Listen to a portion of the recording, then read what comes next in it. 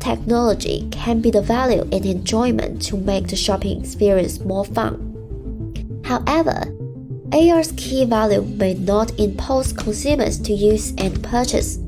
Therefore, designing useful applications that provide substantial functional benefits with enjoyment-oriented elements will be challenged for retailers. Hello and welcome to the podcast. I'm Dr. Chris Parker. I'm Liangchao Xue. So today we're going to be talking with Liangchao, who's actually our first co-host. So Liangchao, do you want to explain to everyone who you are? Yes, I'm Liangchao Xue. I'm a third-year PhD student at the School of Design and Creative Arts. And actually, my PhD is emphasis on consumer and retailers by exploring their desires and values that can offer to them, then investigate them into the design and development of future fashion retail environment as brands seek to leverage like VR, AR shopping to increase their profits and market share. Yeah, so my PhD aims to identify the most influential variables that affects consumer behavior regarding to shopping. And this PhD will construct consumer attitudes towards retailers, for example, like brand satisfaction and loyalty intention behavior through human factor theories to improve consumers' overall shopping experience. Yeah. This is much easier having you on the podcast than having to do the intros on my own. I was thinking this morning, how long have we known each other? It must be about 6 years now? Yes, indeed, from my undergraduate in Manchester. So how do we meet? You're my personal tutor when I in the University of Manchester. And actually, I would like to apply for master degree, and I found you to get the reference letter. And you asked me to join your PhD group. And actually, for the first time, I said no, because when I was born, I haven't thought about studying PhD. Yeah, I don't think I could do that. And just when I back to home, I asked my mom about that. And she said, go on, just do that. Yes, and I accept your request. Yeah. So for my part, actually, it's been a fantastic working relationship because Liangchao's been a really amazing PhD student. You've got quite a few papers out there already. And what we're going to be talking about today is your recent conference presentation, which won? I won the Best Paper Award from the 6th International Conference of Augmented and Virtual Reality. Yes, it is my study too, and I think I have a presentation about this afterwards. Yeah. Right. So in a few minutes' time, what we're going to do is play the presentation that Liangchao recorded. This is a audio version of the presentation, so there's going to be a few things which you're going to have to sit back and imagine a bit, but we're going to put everything in the show notes. So if you're interested, want to read the paper, or see the slides, then just look in the notes below and you'll find a link. But before we go into that, what is your PhD all about? Why did you start doing this PhD research?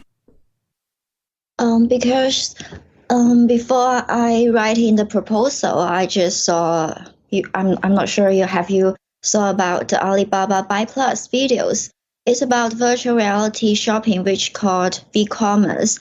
And it is like you are entering a virtual world, but everything you can touch and you can feel by yourself, and shopping around the world just like traveling. So this video impacts me a lot because I like shopping. So I wish I could help consumers to improve their shopping experience because, currently many people are shopping online frequently. So retailers faces certain futures. So I'm wondering how can attract consumers back into store, especially under COVID-19 situation. So many people are under travel restriction. They are at home and do some home shopping. So when they go into a store, they may afraid some hygiene, like safe instructions. So I think augmented reality can help them to feel more safe. For example, like virtual try-on, they don't need to try on by themselves, but just use the magic mirror to feel the garments virtually. It will help them to make a quicker decision. Yep. So I think augmented reality and virtual reality is the future of shopping. So it will be very excited for me to study in it. And one of the things about all the things you mentioned about virtual try-on, magic mirrors, augmented reality, it's been out there quite a while. And IKEA have been doing AR sofas for quite a while. But the problem that we've been solving is it's rubbish. Anyone who's tried to buy a sofa from IKEA and use the AR function, you get this really awesome app with a little sofa you can move around your room. But you're always there going, that's the wrong size, because as you move it, it changes bigger and smaller. So the way we interact with things isn't working very well. The interface people have made for virtual reality have been abandoned. They haven't made this massive impact that everyone's been talking about. So what we're doing is developing the guidelines so that designers can pick this up and go, oh, wow, this is amazing. I can actually get straight to making good stuff instead of going through this painful process at the start where you're making mistakes. I mean, you're always going to make mistakes in design, but you might make such a big mistake at the start that the whole project is canned, or your boss won't even fund it. So that's where we're going with this paper. Is that correct? Yes. And I've already interviewed some developers. So yes, indeed, AR have its limitation, technical limitation. It cannot present correct size because you are trying on yourself, and it cannot present the size difference. Like I want small, medium, large, and it cannot really present the difference between when you try on. So yes, it could be one limitation of augmented reality currently. I think, in the future, maybe 5 years or 10 years, it will be solved. So from your research, how do you imagine these augmented reality shopping apps looking in the next, let's say 20 years, looking really far into the future? Yes, I think it will be very exciting and interesting. Like consumer always using their own app, interactive app, and you can use your phone to scan anything, and you will have information layers over your screen, and you can find more product information and interact more with the products and the stuff. So I think it will be very interesting and funny when you go into a shopping, a physical shopping. And yes, I have studied augmented reality can improve your hedonic and utilitarian purpose. So yeah, the future shopping will be also can be a showroom. You don't need to have all of the products there. You just have a mirror or a screen, and you can find your specific products, and you can try it on yourself. And then when you have a decision, the products will just deliver it to your home. So it won't be 3 or 5 days. I think when you go into the shop for the morning, and you will receive it in the evening. So yes, I think it will be the future. That'd be fantastic. Now to go backtrack a little bit about what you said, hedonic and utilitarian motivation, for anyone listening who doesn't understand what those terms are, could you explain it in simple terms, please? Yes, the utilitarian's purpose is more about the functional things. For example, like searching or navigating and trying on things, that can help to do a specific task. But hedonic is more about enjoyment, your feeling, your experience, what can make your more enjoyable. So, for example, like more entertainment things like games, interacting with products, which makes you feel very interesting. Yeah. Mm. And are these really important when you're designing anything, or are they particularly for AR, VR?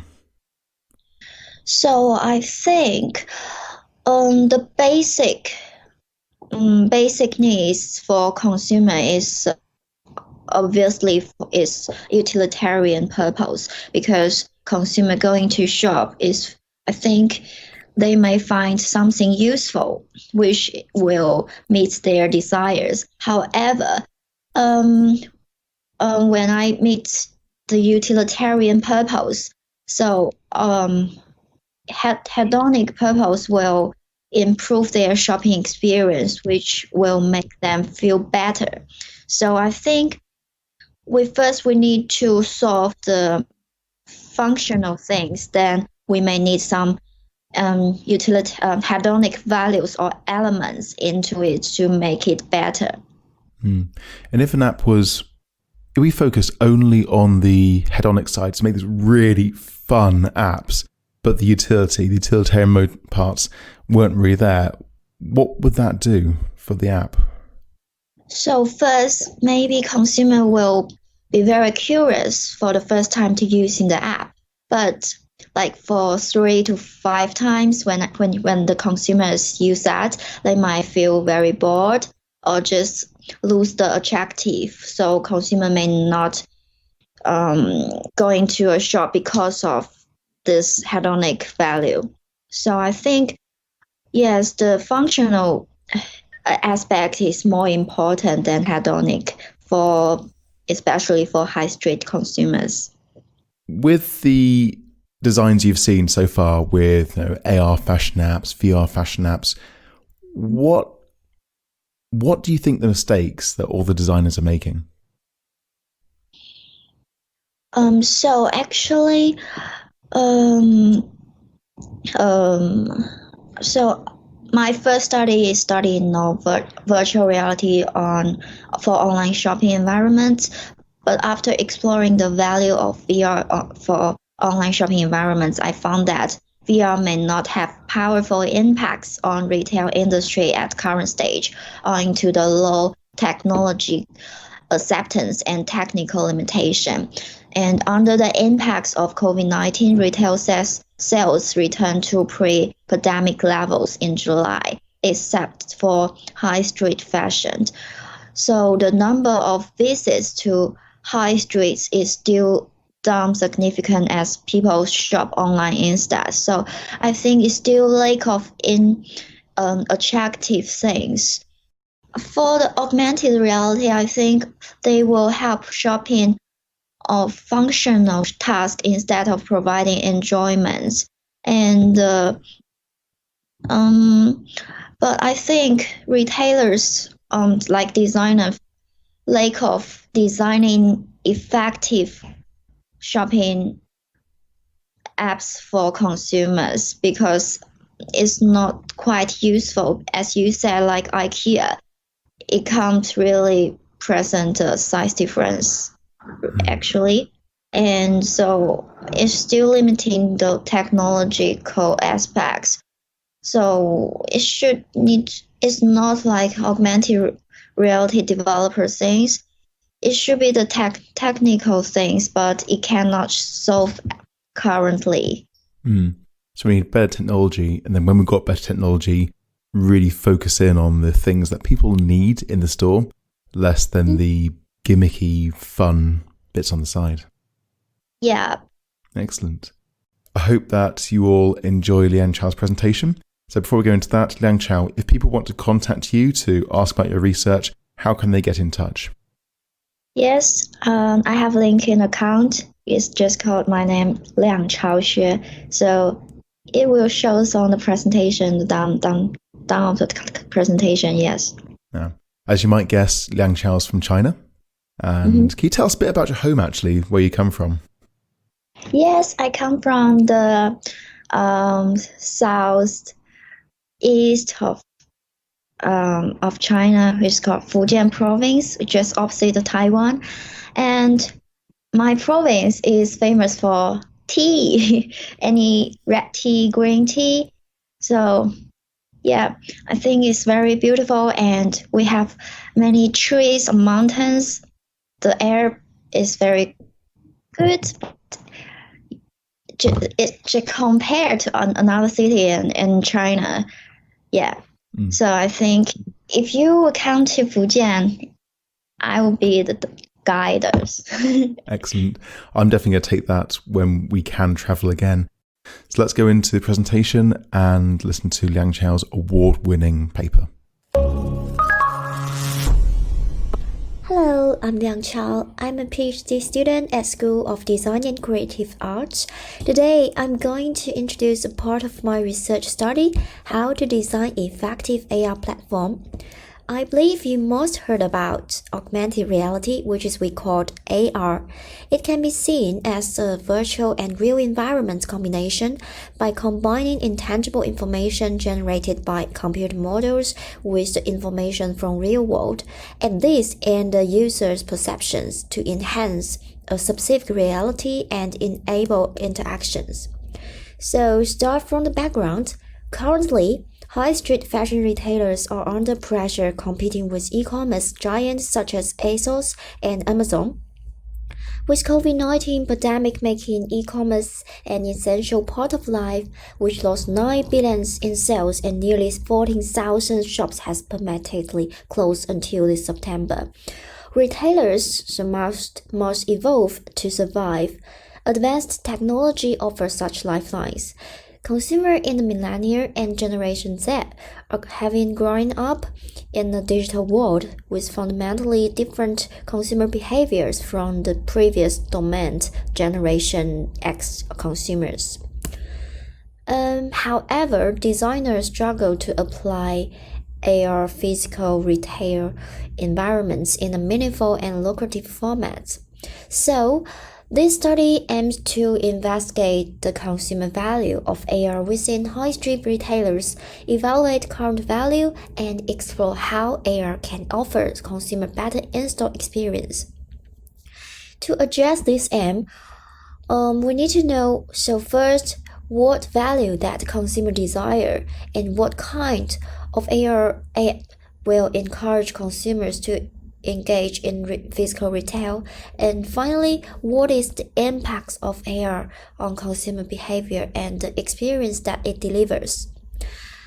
I undertook this research in 3 phases: co-design workshop, prototype generation, and experience prototype experiment. Phase 1 evaluated current shopping mode and discovered design opportunities.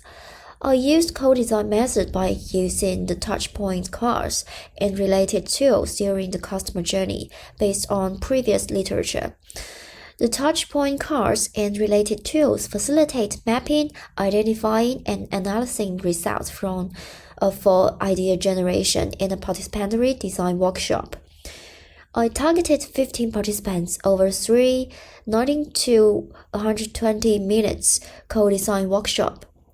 The sample comprised utilitarian and hedonic consumers aged 18 to 34, as they are AR's key user base. Phase 2 are designed 2 AR prototypes in Adobe XD based on consumers' pain points reviewed from Phase 1. And the primary design persona is a high street fashion consumer who often shops with limited shopping time. And our secondary design personas is a high street consumer with lacking in fashion sense and enjoys physical interaction with products and people. And I'm now going to show the concept videos of AR branded app and Magic Mirror. To compare the differences with the established apps, we also built 2 prototypes of non-AR versions, which is non-AR app versus AR app, and touchscreen versus AR mirror. Phase 3 Explore and evaluated the prototypes. I ran experience prototype experiments based in Loughborough University. Each experiment includes one participant over 20 to 45 minutes. I ran 42 experience prototype sessions in total, which includes 11 in AR app, 11 in AR mirror, 10 in non-AR app, and 10 in non-AR screen. These experiments targeted consumers aged between 18 to 34, which matching phase 1 sample. To prepare for the workshop, I simulated the experience of our concept AR apps by using simple props, including stickers and video played on an iPad to role-play the experience of using the AR app and Magic Mirror. I conducted experience prototype session in the mock-up shop to simulate a high street fashion retailer. You can see from the figure. We also asked participants to complete 3 tasks for each prototype to experience a consumer's entire shopping process, including entering a store, browsing products, selecting products, trying on, and checkout. For the results, the table cross-compared Mann-Whitney U-test significant levels for the 4 prototypes groups. I used standard significant level of 0.05. The results highlight that the enjoyment of both AR prototypes and intention of AR app have significant differences when comparing to non-AR prototypes. The figure down there presents the means of 4 prototypes in different variables. The total score is 7, and the higher score leads to a more favorable result. From the figure, we can see that the score of AR app and Magic Mirror is generally higher than non-AR versions, but participants found both AR and non-AR versions are very easy to use. Comparing AR and non-AR version, participants shows enthusiastic response toward the AR version compared to the non-AR version. The participants are familiar with the non-AR version, which is similar to the existing shopping apps they use in every day. While our research shows that participants can accept or learn to use the new AR function very easily, fashion consumers should be able to adapt to the AR version over time. Both the AR and non-AR prototypes can achieve the same outcome but differ in AR technology.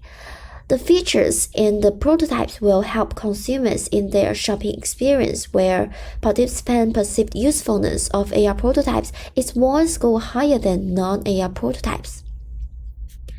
The Mann-Whitney U-test shows a significant difference between AR prototypes' enjoyment and the intention to use AR apps when comparing to non-AR prototypes. This means participants enjoy exploring the AR prototypes the most since they were curious to play the elements for the first time. So, AR technology can be the value in entertainment or experience that enrich the shopping process, making the physical shopping more interesting. However, no participant thought entertainment would be their trigger to use AR app or AR mirror. So entertainment's indifference is critical as enjoyment was the only significant differentiator between AR and non-AR prototypes.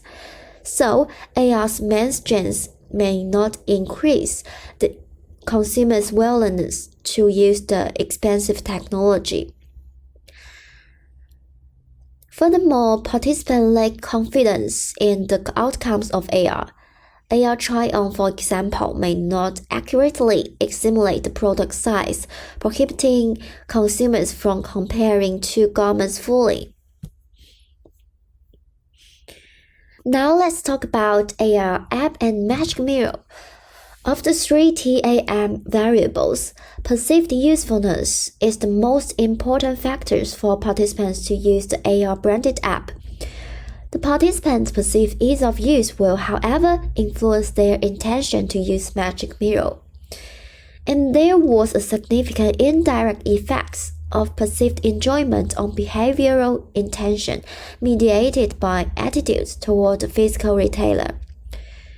We therefore recommend the app should be user-friendly to all consumers, keeping functions clear and concise, avoiding garish or overcomplicated details. Our prototypes offer convenience for those utilitarian consumers who want to save time and effort and approach a specific product. However, the AR apps will not save time for consumers who want to spend time in a store. For example, this consumer plan to shop for certain hours with or without AR. Consumers' shopping efficiency and purchase intention will be improved since the AR can help them to make decisions quicker. And participants are more likely to use an AR-branded app rather than a magic mirror. This is because most consumers have their own devices to access a store, unlike the magic mirror, which has a limited number in the shop floor. The consumers may also feel uncomfortable to use the mirror when other consumers are waiting for them. Although the magic mirror is enjoyable and useful, but raises new concerns of queuing, which need to be taken into account when applied in the store. Meanwhile, some participants are still relying on trying by themselves, as a magic mirror cannot completely replace a fitting room, but can reduce fitting room queuing, so that the main purpose of the fitting room for consumer is to check if the size fits them or not. So to conclude, this study aims to investigate the consumer value of AR within high street retailers, evaluate current value, and explore how AR can offer consumers better in-store experience. In addressing this aim, we prove that AR technology can be the value and enjoyment to make the shopping experience more fun. However, AR's key value may not impose consumers to use and purchase. Therefore, designing useful applications that provide substantial functional benefits with enjoyment-oriented elements will be challenged for retailers. And to enhance the in-store shopping experience, we should design AR apps to follow the factors in the table. Our research suggests that through this advanced AR experience, will encourage fashion-based business improvements. So first, consumers can log into their account. The account will save their preference. According to their personal data, the app will suggest the size and also the styles for consumers. Keeping the procedure simple and avoid unnecessary steps and features, it will help consumers to reduce acceptance barriers and also appear new consumers. The app should also showing and updating the number of items in the stock to avoid consumer reaching the store with an out-of-stock situation. It should also frequently updating the navigation on the store merchandising direction. It will help consumers to find a specific item quickly. Showing size differences when virtual trying on, which helps consumers make decisions. To enrich the AR contents, the app could also offering buy for others options enable consumers to select the most suitable items for others by uploading their photos or input their body figure. The AR function should be consistent with the supporting facility in the store. And finally, integrate with other high-tech equipment. For example, self-checkout to reduce the queue and save time, and AI assistant to answer the question for consumers when the shop floor are very busy. So yes, this is all I'm going to present today. Thanks for listening.